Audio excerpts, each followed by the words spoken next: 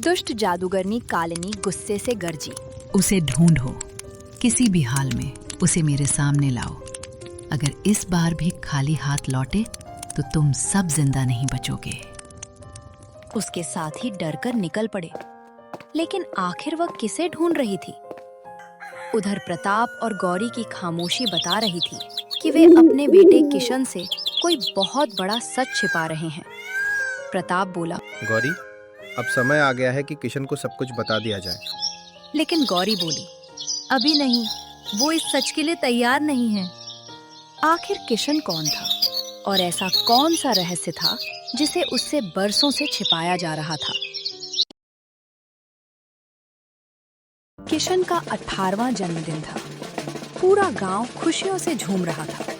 घर को फूलों और रंग बिरंगी झालरों से सजाया गया था। ढोल नगाड़ों की गूंज चारों ओर फैल रही थी। गौरी और प्रताप अपने इकलौते बेटे किशन का जन्मदिन बड़े धूमधाम से मना रहे थे।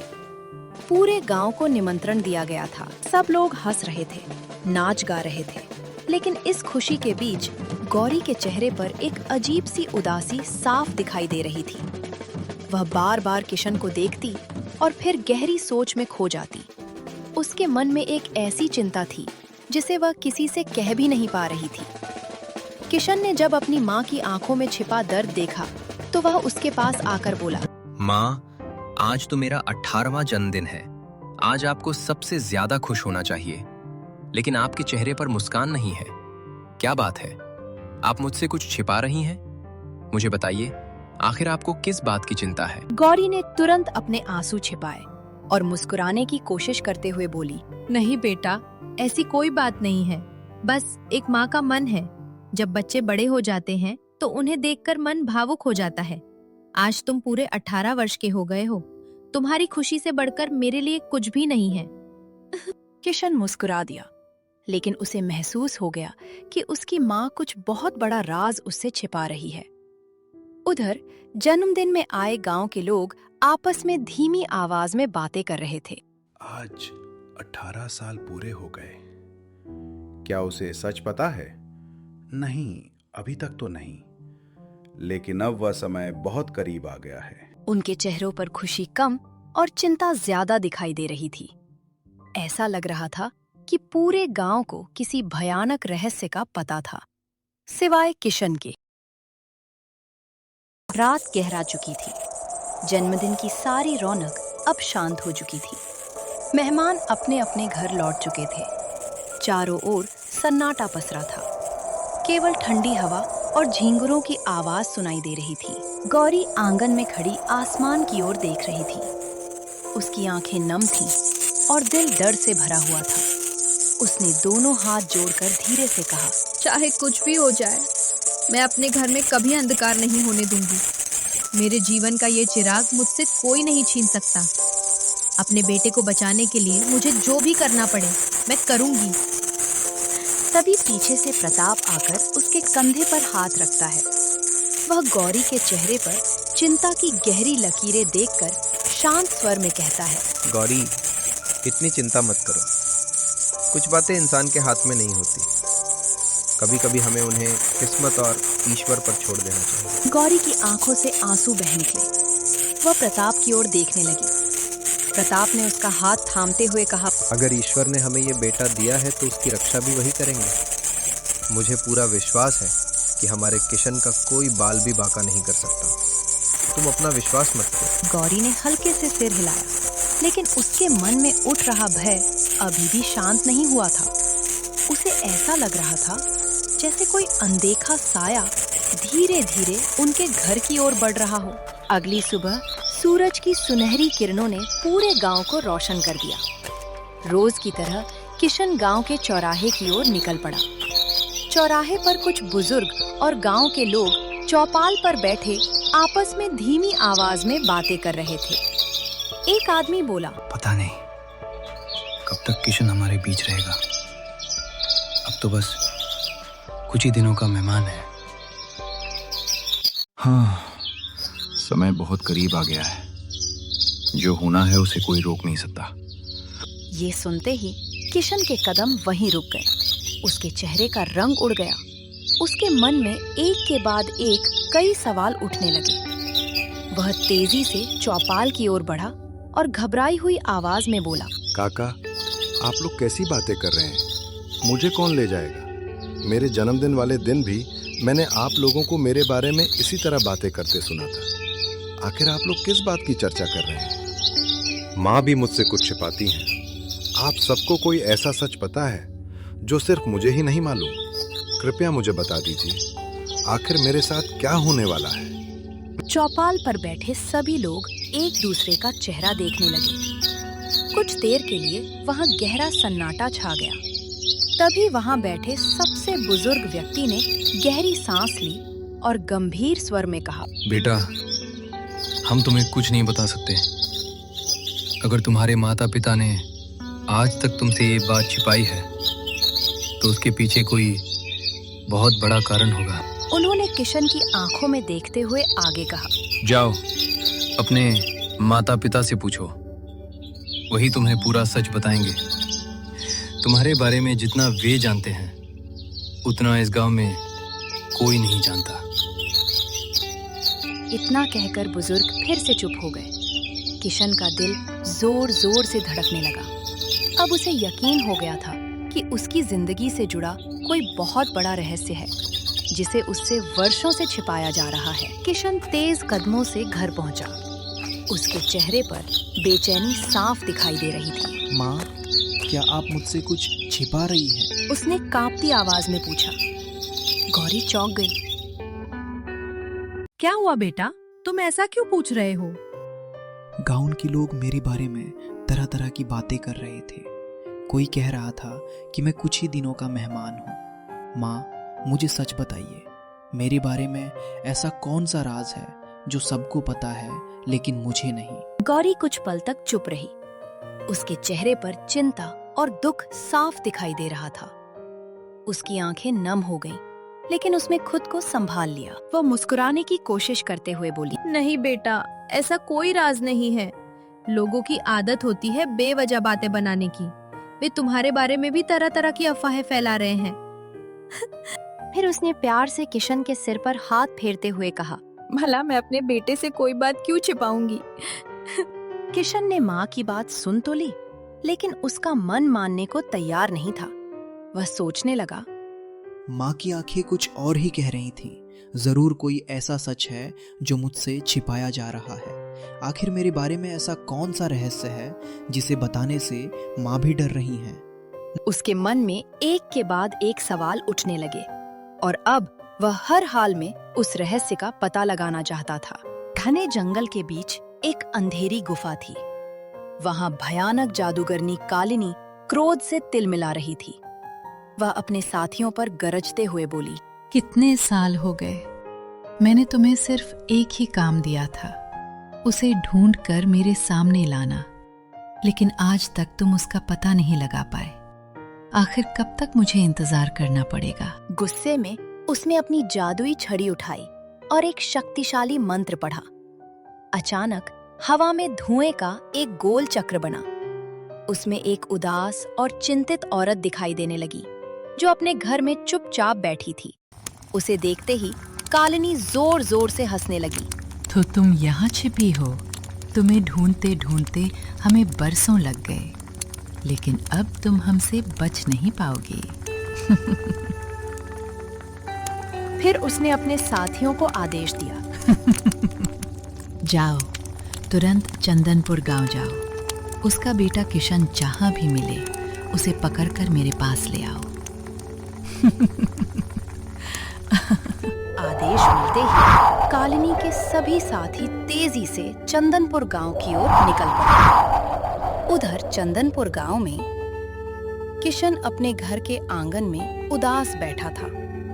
उसके मन में वही सवाल बार बार घूम रहा था, आखिर मुझसे कौन सा राज छिपाया जा रहा है? तभी अचानक काले धुएं के बीच एक भयानक आदमी उसके सामने प्रकट हुआ। वह जोर जोर से हंसते हुए बोला, चलो हमारे साथ, अब तुम्हें तुम्हारे जन्म का सारा राज पता चल जाएगा। इतने में उसकी आवाज सुनकर गौरी दौड़ती हुई घर से बाहर आई। जैसे ही उसने उस दुष्ट को देखा, उसकी आंखों में क्रोध भर गया। वह गरज कर बोली, तेरी इतनी हिम्मत, मेरे जीते जी तू मेरे बेटे को छू भी नहीं सकता। ये कहते ही उस दुष्ट ने किशन पर काला जादू करने की कोशिश की। लेकिन गौरी भी साधारण स्त्री नहीं थी। उसने तुरंत अपने हाथों से मंत्र पढ़ा। उसकी हथेलियों से तेज सुनहरी रोशनी निकली और उस दुष्ट के काले जादू से टकरा गई। दोनों की जादुई शक्तियों से पूरा आंगन कांप उठा। कुछ ही क्षणों में गौरी का जादू भारी पड़ गया। वह दुष्ट दर्द से चीखता हुआ पीछे हट गया। भागते भागते उसने कालिनी का नाम लिया। गौरी ने गुस्से से कहा, जाकर अपनी मालकिन कालिनी से कह देना, जब तक मैं जिंदा हूँ वो मेरे बेटे किशन को कभी अपने साथ नहीं ले जा सकती। डरा हुआ वह दुष्ट काले धुएं में गायब हो गया, जबकि किशन अपनी माँ को आश्चर्य से देख रहा था। अब उसके मन में एक ही सवाल था, आखिर माँ को जादू कैसे आता है और मेरे जन्म का रहस्य क्या है? ये सवाल अब पहले से भी ज्यादा गहरा हो चुका था। उधर कालिनी के साथी डरते डरते उसके सामने पहुंचे और चंदनपुर गांव में जो कुछ हुआ था सब विस्तार से बता दिया। यह सुनते ही कालिनी का चेहरा क्रोध से लाल हो गया। वह गरज कर बोली, एक साधारण औरत ने मेरी शक्ति को चुनौती देने की हिम्मत की। अब बहुत हो चुका, अब मैं खुद जाऊंगी। समय आ गया है कि किशन को अपने साथ ले जाऊं। उसकी भयानक हंसी पूरे जंगल में गूंज उठी। इधर चंदनपुर गांव में किशन अपनी माँ गौरी के सामने खड़ा था। वह बोला, माँ, अब मुझसे कुछ मत छिपाइए, सच सच बताइए, ये सब क्या है? आपको जादू कैसे आता है? मेरे बारे में ऐसा कौन सा राज है जिसे सब जानते हैं लेकिन मैं नहीं? उसी समय प्रताप भी वहां आ गया। कुछ पल तक पूरा आंगन खामोश रहा। फिर गौरी ने गहरी सांस ली और बोली, आज समय आ गया है कि मैं तुम्हें सब सच बता दूं। वह धीरे धीरे अतीत की बातें याद करने लगी। बहुत साल पहले शांति आश्रम नाम का एक दिव्य आश्रम था। वहाँ मैं और मेरी बड़ी बहन कालिनी जादुई विद्याओं की शिक्षा प्राप्त करते थे। मैं हमेशा अपनी शक्तियों का उपयोग लोगों की भलाई के लिए करना चाहती थी, लेकिन कालिनी का मन हमेशा अंधेरी और बुरी शक्तियों की ओर आकर्षित रहता था। उसे विनाश और शक्ति का लालच था। आश्रम में एक रहस्यमयी गुफा थी, जिसका रहस्य केवल गुरुजी जानते थे। एक दिन कालिनी ने उस गुफा को ढूंढ लिया, लेकिन लाख कोशिशों के बाद भी वो उसका द्वार नहीं खोल सकी। जिज्ञासा में उसने गुरुजी से उस गुफा के बारे में पूछा। उसी दिन गुरुजी समझ गए कि कालिनी के मन में कोई बुरी योजना चल रही है। कुछ दिनों बाद गुरुजी ने मुझे गुप्त रूप से एक दिव्य बीज दिया। उन्होंने कहा, जब तुम माँ बनने वाली हो तब इस दिव्य बीज को ग्रहण करना। इससे जन्म लेने वाला तुम्हारा पुत्र असाधारण गुणों वाला होगा। वो लोगों का रक्षक बनेगा और उसी में वो शक्ति होगी जिससे इस रहस्यमयी गुफा का द्वार खुल सकेगा। लेकिन गुरुजी ने मुझे चेतावनी भी दी। उन्होंने कहा कि उस गुफा में एक भयानक दानव कैद है। यदि वो आजाद हो गया तो पूरा राज्य विनाश में डूब जाएगी। इसलिए उस गुफा का द्वार तभी खोलना जब तुम्हारा पुत्र अपनी सभी शक्तियों को पूरी तरह पहचान ले और उन्हें नियंत्रित करना सीख जाए। गुरुजी ने मुझे और भी कई दिव्य विद्याएं सिखाई ताकि मैं तुम्हारी रक्षा कर सकूं और उस दानव को हमेशा कैद रख सकूं। गौरी की आंखों में आंसू आ गए। लेकिन ये सब कालिनी को पता चल गया। उसने समझ लिया कि जब तक गुरुजी जीवित है वो कभी अपने इरादों में सफल नहीं होगी, क्योंकि वो उस दानव को आजाद करके पूरा राज्य पर राज करना चाहती थी। एक रात जब गुरुजी गहरी ध्यानावस्था में थे, तब कालिनी ने धोखे से उनकी हत्या कर दी। जैसे ही मुझे इसकी खबर मिली, मैं वहाँ से भाग निकली। इसके बाद मैंने एक साधारण इंसान प्रताप से विवाह किया और तुम्हें लेकर इस गांव में आ गई ताकि कालिनी तुम्हें कभी ढूंढ न सके। गौरी ने कांपती आवाज में कहा, लेकिन अब लगता है कि कालिनी को हमारे बारे में सब पता चल चुका है। इतना सुनते ही किशन स्तब्ध रह गया। अब उसे समझ आ गया कि उसकी जिंदगी का रहस्य कितना बड़ा है और क्यों कालिनी हर हाल में उसे अपने कब्जे में लेना चाहती है। किशन घबराकर बोला, माँ, अब हमें क्या करना चाहिए? कालिनी बहुत खतरनाक है। वो किसी भी हाल में मुझे उस रहस्यमयी गुफा तक ले जाएगी और उस दानव को आजाद करने की कोशिश करेगी। गौरी गंभीर स्वर में बोली। हाँ बेटा, इसलिए अब हमें बहुत सावधान रहना होगा। अभी तुम इतने शक्तिशाली नहीं हुए हो कि अपनी सभी दिव्य शक्तियों को पहचान सको और उन्हें नियंत्रित कर सको। अगर हमें थोड़ा समय मिल गया तो मैं तुम्हें उन शक्तियों का अभ्यास करवाऊंगी। लेकिन अभी सबसे जरूरी बात यह है कि कालिनी से कैसे निपटा जाए। गौरी ने किशन के कंधे पर हाथ रखा और कहा, बेटा, हो सकता है कि तुम्हें अभी अपनी पूरी शक्तियों का ज्ञान न हो, लेकिन एक बात हमेशा याद रखना, तुम मेरे बेटे हो। तुम्हारे अंदर अच्छाई, साहस और सत्य की शक्ति है।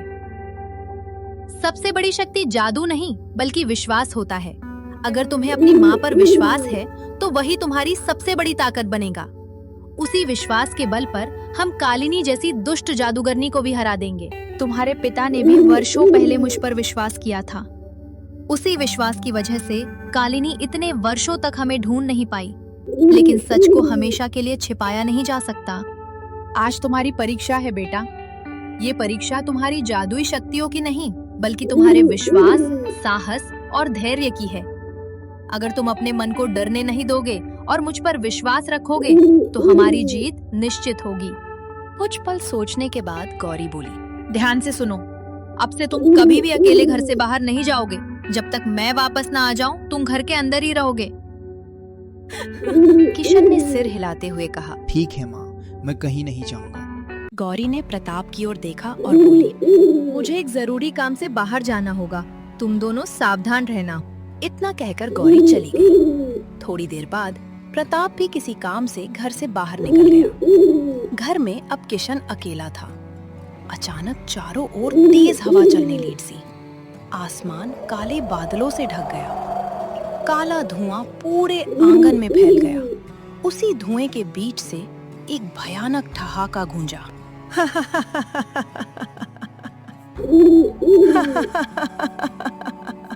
कालिनी प्रकट हुई। वह मुस्कुराते हुए बोली,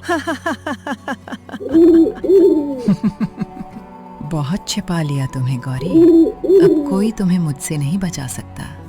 चलो किशन, तुम्हारे भाग्य का फैसला होने का समय आ गया है।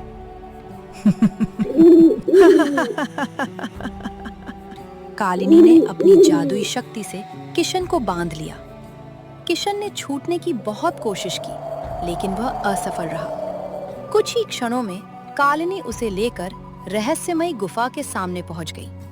उधर जब गौरी घर लौटी तो उसने देखा कि किशन घर में नहीं है। उसका चेहरा एकदम पीला पड़ गया। वह घबराकर बोली, नहीं, देर हो गई, कालिनी किशन को ले गई। उसी समय प्रताप भी वहां पहुंच गया। क्या हुआ गौरी? कालिनी किशन को उस गुफा तक ले गई है। अगर हम समय पर नहीं पहुंचे तो वो दानव को आजाद कर देगी। गौरी ने तुरंत आंखें बंद की और तेज स्वर में मंत्र पढ़ने लगी। उसके चारों ओर दिव्य प्रकाश फैल गया। कुछ ही क्षणों में वह और प्रताप जादुई शक्ति की सहायता से रहस्यमयी गुफा की ओर प्रस्थान कर गए। गुफा के बाहर कालिनी और किशन उनका इंतजार कर रहे थे और अब अंतिम संघर्ष शुरू होने वाला था।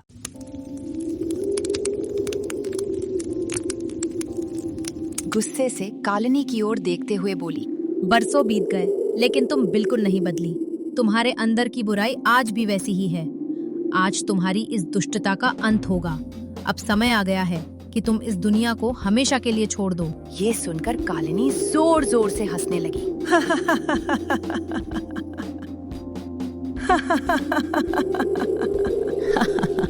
तुम मुझे मारोगे? ये तो सिर्फ एक सपना है। अब मैं पहले वाली कालिनी नहीं हूँ। मैं पहले से कहीं ज्यादा शक्तिशाली बन चुकी हूँ। तुम मेरा कुछ भी नहीं बिगाड़ सकती। गौरी ने दृढ़ स्वर में कहा, ये तो समय ही बताएगा कि कौन किसे हराता है। इतना कहते ही दोनों ने अपने अपने मंत्रों का उच्चारण शुरू कर दिया। एक ओर कालिनी की काली शक्तियां थीं, तो दूसरी ओर गौरी की दिव्य शक्ति। दोनों की जादुई किरणें आपस में टकराई। पूरी गुफा कांप उठी, धरती हिलने लगी और चारों ओर तेज प्रकाश फैल गया। काफी देर तक दोनों के बीच भीषण युद्ध चलता रहा, लेकिन कोई भी किसी पर भारी नहीं पड़ रहा था। तभी गौरी ने पुकारा, किशन, मेरे पास आओ और अपना हाथ मेरे हाथ पर रखो। फिर उसने प्रताप से कहा। प्रताप, तुम भी अपना हाथ हमारे हाथों पर रखो। किशन और प्रताप तुरंत गौरी के पास आ गए। गौरी ने आंखें बंद करके कहा, सच्चाई, प्रेम और एकता की शक्ति सबसे बड़ी होती है। हमने कभी किसी का बुरा नहीं किया। हम इस दानव को कभी आजाद नहीं होने देंगे। जैसे ही तीनों ने अपने हाथ एक दूसरे पर रखे, उनकी शक्तियां एक होकर एक दिव्य प्रकाश में बदल गई। वह प्रकाश बिजली की तरह कालिनी की ओर बढ़ा। कालिनी ने उसे रोकने की पूरी कोशिश की, लेकिन वह दिव्य शक्ति उसके काले जादू से कहीं अधिक शक्तिशाली थी। नहीं, ये असंभव है। कुछ ही क्षणों में उसका काला जादू टूट गया। कालिनी की दुष्ट शक्तियां नष्ट हो गईं और वह हमेशा के लिए समाप्त हो गई। कालिनी के नष्ट होते ही गुफा फिर से शांत हो गई। उसके भीतर कैद भयानक दानव हमेशा के लिए उसी गुफा में बंद रह गया। उसे आजाद करने वाला अब कोई नहीं बचा था। कुछ समय बाद गौरी, प्रताप और किशन सुरक्षित चंदनपुर गांव लौट आए। गांव के लोगों ने उनका स्वागत किया। गौरी मुस्कुराते हुए किशन से बोली, देखा बेटा, हमने इतनी बड़ी मुसीबत का सामना धैर्य, समझदारी और एकता से किया। जीवन में चाहे कितनी भी बड़ी समस्या क्यों ना आए, अगर हम घबराने के बजाय शांत मन से उसका सामना करें तो उसका समाधान जरूर मिल जाता है। किशन मुस्कुराया और बोला, हाँ माँ, आज मैंने सीख लिया कि सच्ची शक्ति केवल जादू में नहीं, बल्कि साहस, धैर्य, प्रेम और एकता में होती है। शिक्षा, बुराई चाहे कितनी भी शक्तिशाली क्यों न लगे, अंत में सत्य, साहस, धैर्य और एकता की ही जीत होती है। देखने के लिए आपका बहुत बहुत धन्यवाद। अगर आपको यह कहानी अच्छी लगी हो तो इसे लाइक करें, अपने दोस्तों के साथ शेयर करें और कमेंट करना बिल्कुल मत भूलिए। और हाँ, अगर आपके पास कोई सुपर पावर होती तो आप उससे सबसे पहले क्या करते? हमें कमेंट करके जरूर बताइए। ऐसी ही नई और रोमांचक कहानियाँ देखने के लिए हमारे चैनल को सब्सक्राइब करना ना भूलें। फिर मिलेंगे एक नई कहानी के साथ। धन्यवाद।